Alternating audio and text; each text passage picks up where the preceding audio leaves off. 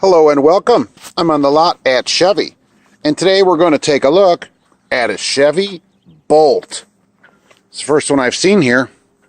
Unfortunately, this one is in white, but what are you going to do? He's only got one, and it's out here at the charging station, but it's not plugged in, which I think is somewhat ironic. This dealer's got charging for your electric car needs. It's not nearly as big as I thought it would be. I will tell you that. I do like HID lights. Very super sweet. Looking at tires, are going to be Michelin X tires. Green. Alright, going to green up those tires. Regenerative braking.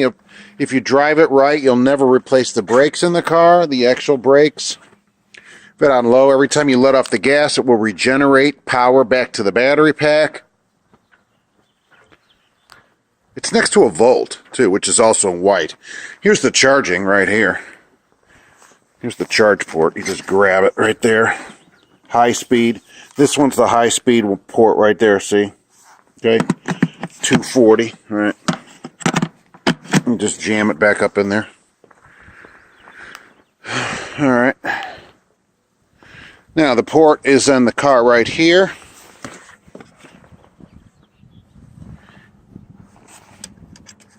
You can plug it in at home. You can plug it in high speed. The high speed's extra. We're going to check that out here in a second. High speed charging is extra on the car though. So numbers, where's our numbers on this car? Well, 43,510. What do you think? Even out of focus, it's not a good number.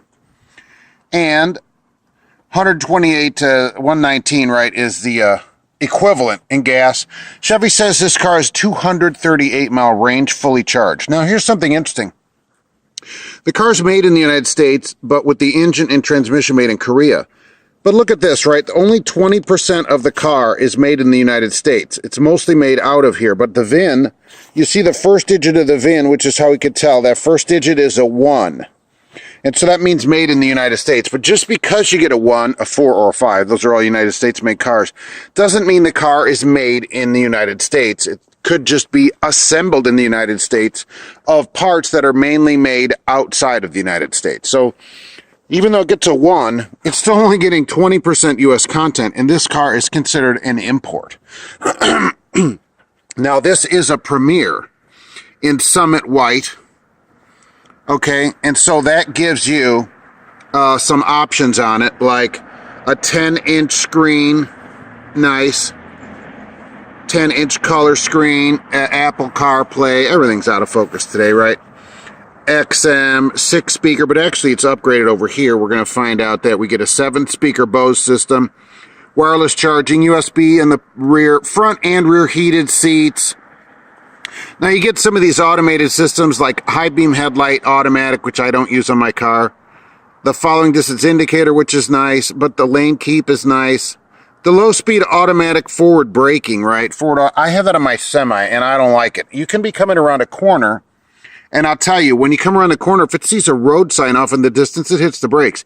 Even though the road curves, because that is straight to the vehicle, it can hit the brakes. It's not great. I don't recommend it.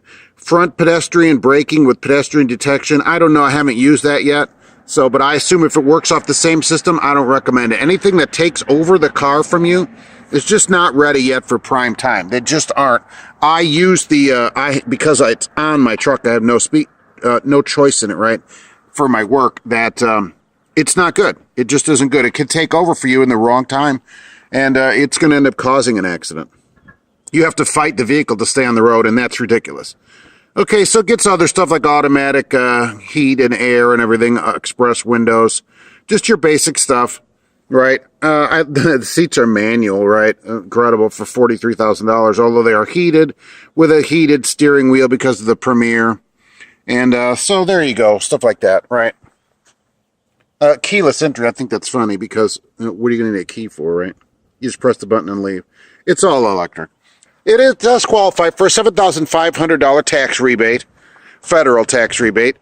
And other than that, right, there's no I don't think Indiana has any kind of rebate for these cars yet. You may check your state. California, I know, does. It can be $5,000.